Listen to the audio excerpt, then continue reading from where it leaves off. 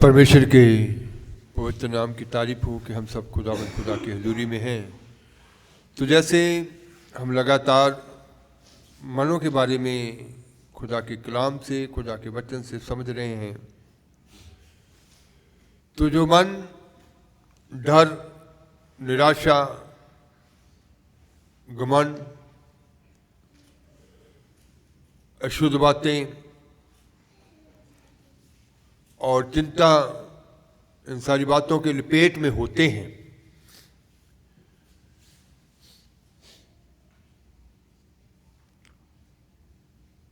जो मन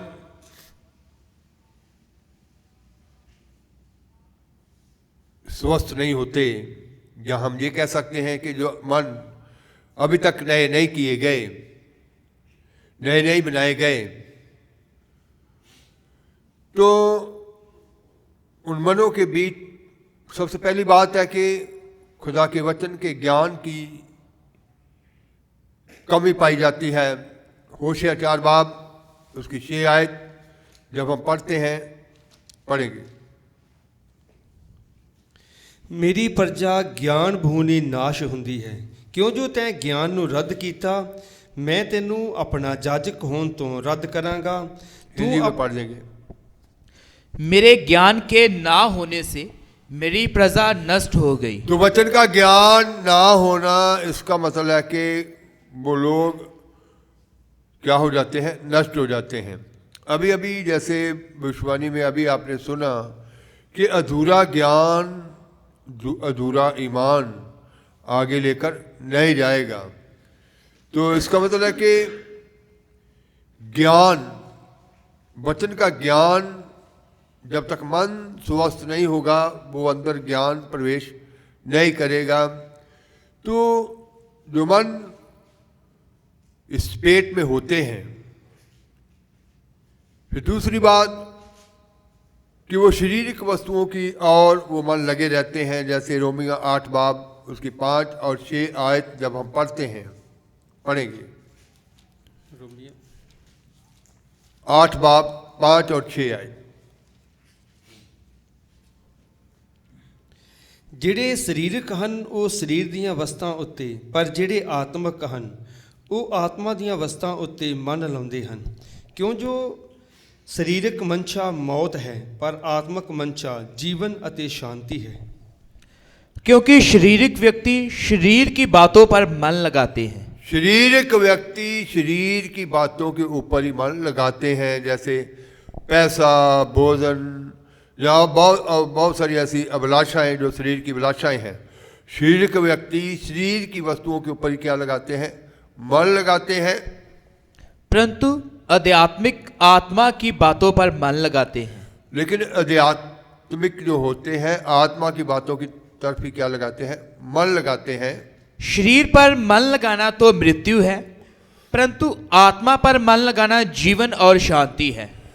शरीर पर मन लगाना तो मृत्यु है, आत्मा पर मन लगाना जीवन और शांति है।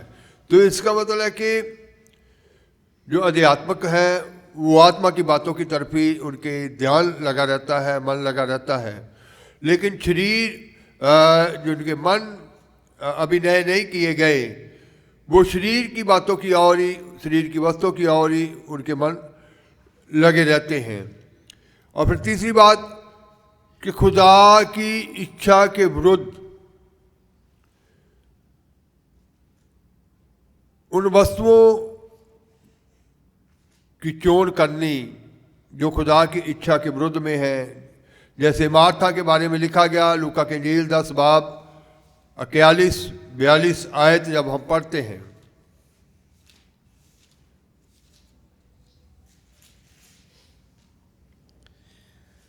ਪਰ ਪ੍ਰਭੂ ਨੇ ਉਹਨੂੰ ਉੱਤਰ ਦਿੱਤਾ, ਮਾਰਥਾ ਮਾਰਥਾ, ਤੂੰ ਬਹੁਤੀਆਂ ਵਸਤਾਂ ਦੀ ਚਿੰਤਾ ਕਰਦੀ ਅਤੇ ਘਬਰਾਉਂਦੀ ਹੈ, ਪਰ ਇੱਕ ਗੱਲ ਦੀ ਲੋੜ ਹੈ। ਮਰੀਅਮ ਨੇ ਤਾਂ ਉਹ ਚੰਗਾ ਹਿੱਸਾ ਪਸੰਦ ਕੀਤਾ ਹੈ ਜੋ ਉਸ ਤੋਂ ਖੋਇਆ ਨਾ ਜਾਵੇਗਾ। प्रभु ने उसे उत्तर दिया, मार्था हे मार्था, तू प्रभु ने मार्था को उत्तर दिया, मार्था हे मार्था, मार्था हे मार्था, तू तू बहुत बातों के लिए चिंता करती और तो इसका घबराती मतलब है। है कि खुदा की इच्छा के विरुद्ध में जो वस्तुएं हैं उधर चिंता करनी या उधर ध्यान लगाना, तो बहुत सारी वस्तुओं के लिए चिंता करती है, घबराती है।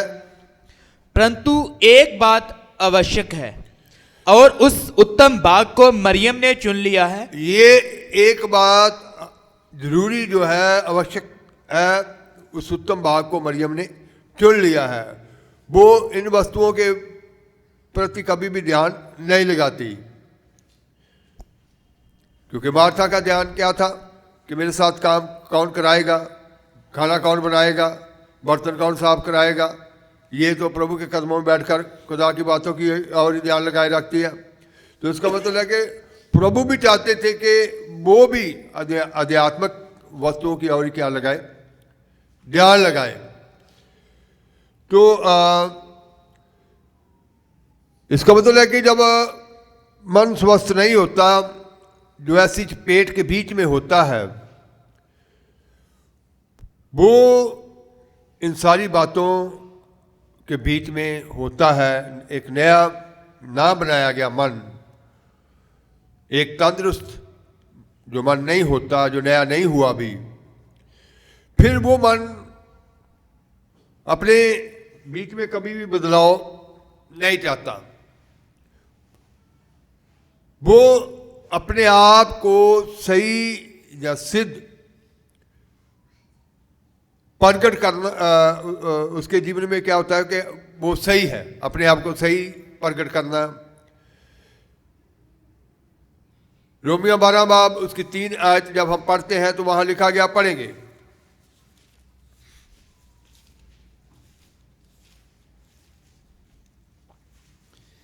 ਮੈਂ ਤਾਂ ਉਸ ਕਿਰਪਾ ਤੋਂ ਜਿਹੜੀ ਮੈਨੂੰ ਦਾਨ ਹੋਈ ਤੁਹਾਡੇ ਵਿੱਚੋਂ ਹਰੇਕ ਨੂੰ ਆਖਦਾ ਹਾਂ, ਭਾਈ ਉਹ ਆਪਣੇ ਆਪ ਨੂੰ ਜਿੰਨਾ ਚਾਹੀਦਾ ਹੈ ਉਸ ਨਾਲੋਂ ਵੱਧ ਨਾ ਸਮਝੇ, ਸਗੋਂ ਸੁਰਤ ਨਾਲ ਸਮਝੇ, ਜਿਕਰ ਪਰਮੇਸ਼ਰ ਨੇ ਮਿਣ ਕੇ ਹਰੇਕ ਨੂੰ ਨਿਸ਼ਚਾ ਵੰਡ ਦਿੱਤੀ है।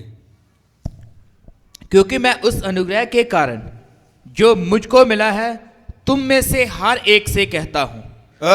पौलुस यहाँ कहता है कि जो अनुग्रह मुझको मिला है, तुम लोगों में से हर एक को ये बात कहता हूं, जैसा समझना चाहिए उससे बढ़कर कोई भी अपने आप को ना समझे। जैसा समझना चाहिए उससे बढ़कर कोई भी अपने आप को ना समझे, पर जैसा परमेश्वर ने हर एक को विश्वास परिमाण के अनुसार बांट दिया है, तो जैसा परमेश्वर ने हर एक को विश्वास जो है परिणाम के अनुसार बांट दिया है, वैसा ही सबुद्धि के साथ अपने को समझे। बुद्धि के साथ अपने आप को समझे। तो इसका मतलब है कि कुछ लोग बदलाव चाहते नहीं है, वो कहते कि नहीं हम तो बहुत अच्छे हैं, बहुत बढ़िया है सब कुछ। तो कभी भी अपनी कमजोरियों को छुपाना नहीं चाहिए। तो अपने अंदर उस बदलाव के लिए चाहत रखनी चाहिए कि प्रभु मुझे भी इस कमजोरी से बाहर निकाले और मेरे जीवन में भी वो बदलाव नजर आए। तो अपने आप को सही साबित करने की कोशिश कभी भी करनी नहीं चाहिए। बहुत सारे अपने आप को दूसरों के सामने सही पेश करते हैं, लेकिन जब वक्त जैसे प्रभु प्रकट करते आ रहे हैं कि वो वक्त आ गया कि कौन कहाँ है, वो सब क्या हो जाएगा, सामने आ जाएगा। तो इसलिए अपने अंदर की कमजोरियों को मानना चाहिए और अपने अंदर बदलाव चाहिए कि मेरा मन भी एक नया मन हो जाए और मेरे अंदर भी खुदा का कलाम ठहरे, मेरे अंदर भी वो आत्मिक बातें हर समय चलती रहें, मेरी सोचों के बीच, मेरे ख्यालों के बीच। तो बदलाव हर एक को बदलना है, हर एक को अपने जीवन में बदलाव चाहिए कि मेरे अंदर वो बदलाव आ जाए। यहाँ मेरे मन में जिस कारण भी मेरे जीवन में वो रुकावटें हैं, तो मेरा मन जो है एक नया बन जाए और मैं भी सारी खुदा की बातों को गहराई तक क्या कर सकूं, समझ सकूं। फिर जो मन नया नहीं किया गया, बहुत सारे ऐसे लोग भी हैं जो संगत के बीच में भी आते हैं, लेकिन दुनियावी बातों के तरफ ही उनका ध्यान लगा रहता है। वो संसार की वस्तुओं की ओर ध्यान लगाए रहते हैं, आत्मिक बातों की, स्वर्ग की बातों की ओर ध्यान नहीं लगाते। पौलुस कहता है कुलसिया 3:2 कि स्वर्ग की बातों की ओर हमें क्या करना चाहिए, ध्यान लगाना चाहिए। तो जब स्वर्ग की बातों की ओर ध्यान लगा होगा, फिर हमेशा आपस में भी जब बैठते हैं तो फिर खुदा की बातें ही होगी, कलाम की बातें होगी, खुदा की बातें होंगी, एक दूसरे की उन्नति के लिए, बेहतरी के लिए। हाँ जी, पढ़ेंगे। ਕੁਲਸੀਆਂ 3:2। हाँ जी। ਉਤਾਹਾਂ ਦੀਆਂ ਗੱਲਾਂ ਉੱਤੇ ਚਿੱਤ ਲਾਓ, ਨਾ ਉਹਨਾਂ ਉੱਤੇ ਜਿਹੜੀਆਂ ਧਰਤੀ ਉੱਪਰ ਹਨ। पृथ्वी पर की नहीं परंतु स्वर्गीय वस्तुओं पर ध्यान लगाओ। पृथ्वी पर की नहीं, संसारिक वस्तुओं की और नहीं, बल्कि स्वर्गीय वस्तुओं की और क्या करें, ध्यान लगाएं। इसका मतलब है कि मन जब नया नहीं बनेगा तो फिर स्वर्गीय वस्तुओं की और उसका ध्यान नहीं जाएगा। मन नया हो चुका है तो फिर अपने आप ही स्वर्गीय बातों की ओर ध्यान जाएगा, वो स्वर्गीय बातें ही उसके अंदर से निकलेंगी। तो स्वर्गीय बातें होठों के ऊपर, जुबानों के ऊपर होनी चाहिए, हमारे हृदय से वही बातें निकलनी चाहिए।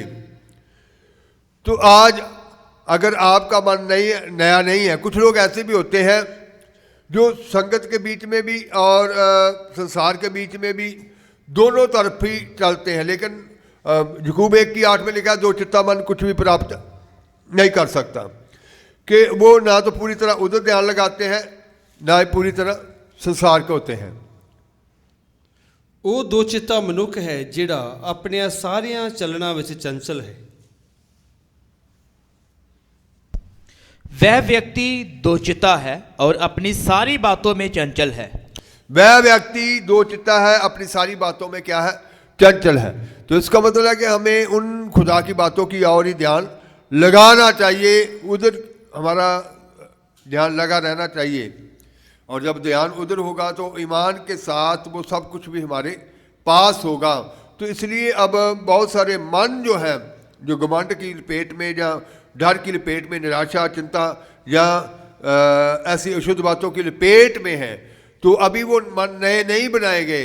तो यही कारण है कि आज कितने लोग ज्ञान की कमी के बीच में हैं और शारीरिक बातों की ओर ही मन लगाए रहते हैं, और फिर मार्था की तरह उन बातों की, जो उन वस्तुओं की और उनका मन लगा रहता है, उनकी चिंता ज़्यादा करती है।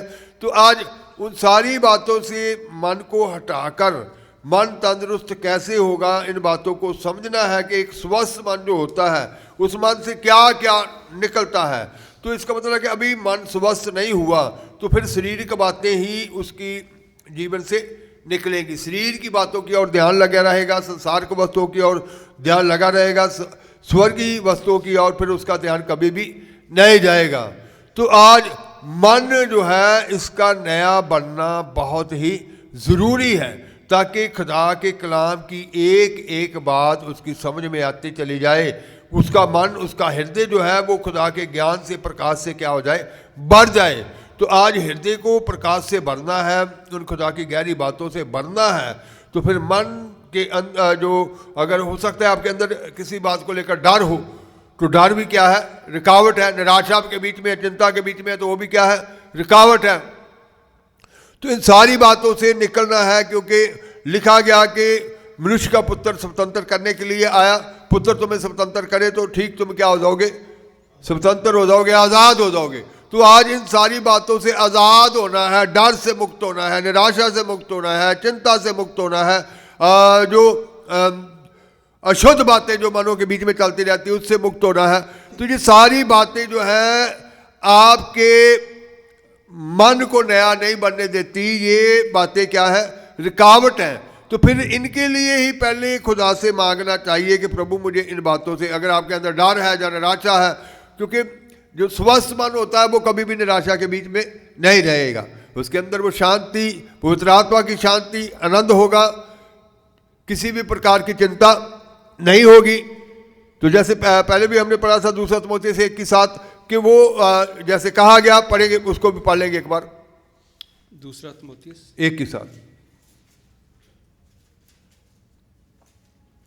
ਕਿਉਂ ਜੋ ਪਰਮੇਸ਼ਰ ਨੇ ਸਾਨੂੰ ਡਰ ਦਾ ਆਤਮਾ ਨਹੀਂ ਸਗੋਂ ਸਮਰੱਥਾ ਅਤੇ ਪ੍ਰੇਮ ਅਤੇ ਸੰਜਮ ਦਾ ਆਤਮਾ ਦਿੱਤਾ। क्योंकि परमेश्वर ने हमें बैक ही नहीं, परमेश्वर ने हमें बैक ही नहीं पर समर्थ, सामर्थ और अंदर प्रेम अंदर जब समर्थ होगी, पूरी दिलेरी भी होगी, समर्थ आपको दिलेर करेगी, समर्थ आपको पूरे विश्वास में चलाएगी, समर्थ आपको कभी भी कमजोर नहीं होने देगी। तो परमेश्वर ने तुम्हें डर की नहीं, भय की नहीं, बल्कि समर्थ, प्रेम, संयम की आत्मा दी है। तो इसका मतलब है कि हमारे अंदर अगर ये बातें अभी नहीं है कि खुदा का कलाम, वचन के ज्ञान की कमी है, या शरीर की बातों की ओर ध्यान लगा रहता है, तो फिर इसका मतलब है कि रुकावट मन के बीच में है। वहां से उस रुकावट को तोड़ना है कि प्रभु मुझे इस बात से क्या कर, आज़ाद कर, डर से आज़ाद कर, निराशा से आज़ाद कर, सारी चिंता से क्या कर, आज़ाद कर। मेरे मन को क्या बना दे, नया बना दे। मेरा मन जो है इन सारी बातों से बाहर कर और मेरे मन को नया बना। नया मन जो बन जाता है तो क्या होता है, नेक्स्ट शनिवार इस बातों को भी हम जरूर, इन बातों की ओर भी गौर करेंगे कि जब नया हो जाएगा मन तो फिर अपने आप ही क्या क्या बातें अंदर से निकलेंगी। तो अब वक्त नहीं है सोने का, अब जागने का वक्त है, पहचान करने का वक्त है कि आप कहाँ हैं, किन हालातों के बीच में हैं, आपका आत्मिक ग्रोथ कैसा है, आप आत्मिक तौर पर बढ़ रहे हैं या नहीं, किन बातों की ओर मन लगा रहता है। अगर लगा रहता है तो क्यों लगा रहता है, क्या खुदा की इच्छा की विरोध की बातों में मन तो नहीं लगा रहता, ध्यान उधर तो नहीं लगा रहता। और फिर कितने मन हैं, जैसे पौलुस ने भी कहा कि व्यर्थ की कल्पनाएं, दूसरा करंथिया 10 बाब उसकी 5 आयत जब पढ़ते हैं तो वहाँ लिखा गया, पढ़ेंगे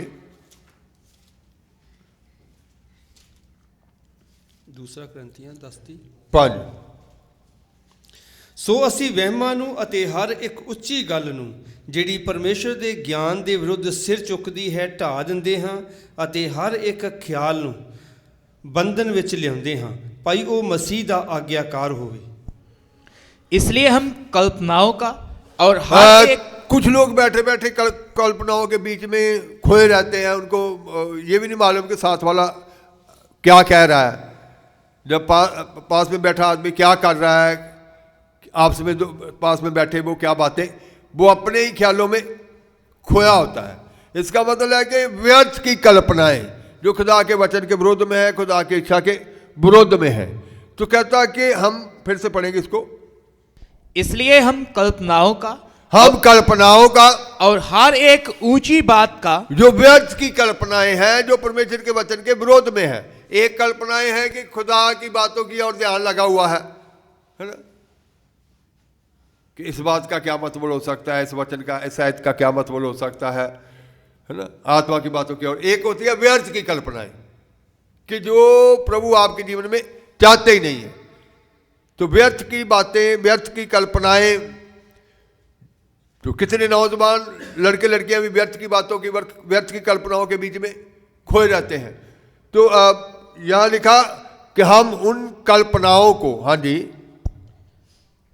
इसलिए हम कल्पनाओं का और हर एक ऊंची बात का, हर एक ऊंची बात का जो परमेश्वर की पहचान के जो विरोध में उठती परमेश्वर है, की पहचान के विरोध में उठती है। कल्पनाएं वो जो परमेश्वर की पहचान के विरोध में, जो परमेश्वर आपसे नहीं चाहते, वो व्यर्थ की कल्पनाएं। जो परमेश्वर आपसे चाह रहे हैं वो कल्पनाएं नहीं। आप जो परमेश्वर आपसे चाह रहे हैं, आपकी सोच उधर लगी हुई है कि वो कैसे प्रभु मुझे तैयार करेंगे, जहाँ उन सारी बातों के लिए जिस बुलाहट के साथ आप बुलाए गए हैं। तो एक व्यर्थ की कल्पनाएं जो परमेश्वर की पहचान के विरुद्ध क्या करती हैं, सिर उठाती हैं, खंडन करते हैं, हाँ जी, और हर एक भावना को कैद करके, उन भावनाओं को, जो व्यर्थ की भावनाएं हैं उनको कैद करके मसीह का आज्ञाकारी बना देते मसीह हैं। का आज्ञाकारी बना देते हैं कि नहीं, इस बात के लिए मेरे खुदा की इच्छा नहीं है, खुदा की इच्छा मेरे जीवन में ये है। तो फिर उसको क्या करते हैं, आज्ञाकार बनाते हैं। तो इसका मतलब है कि अब हर एक का वक्त है कि हर एक का मन नया मन हो जाना चाहिए। तो वो बातें जो आपके मन को नया नहीं होने देती या रुकावट है कि आपका मन नया हो गया तो वो सारी बातों के बीच में बढ़ेगा। तो फिर उन बातों को ही पहले अपने मनों से उस विरोधी के दावे को, शैतान के दावे को तोड़ना होगा, जिसने आपको डर के बीच में रखा है, निराशा के बीच में रखा है, चिंता के बीच में रखा है, अशुद्ध बातों के बीच में रखा है। तो फिर इन सारी बातों को क्या करना है, तोड़ना है, ताकि आपका मन एक नया मन हो जाए और स्वस्थ मन हो जाए, ताकि वो सारी खुदा की गहरी बातें, ज्ञान प्रकाश की बातें आपकी समझ में हो, आपके हृदय में हो। तो इसलिए मनों का नया होना ही सबसे पहले ज़रूरी है। तो यही दुआ करो, अगर आपकी बात खुदा की बातें समझ में नहीं आ रही, कि प्रभु मेरे मन को नया कर, ये जो मेरे जीवन में रुकावट है इनको क्या कर मेरे मन से तोड़ दे। तब प्रभु का आत्मा आपके जीवन में कार्य करेगा। प्रभु यीशु मसीह स्वतंत्र करने आए हैं, क्योंकि लिखा गया यदि पुत्र तुम्हें आज़ाद करे तो तुम क्या हो, आज़ाद हो। तो आप आज़ाद हो जाएंगे और फिर खुदा की स्वर्ग की बातें और खुदा की इच्छा की बातें सब आपके जीवन में समझ में आएंगी। आके बंद करेंगे दुआ किया।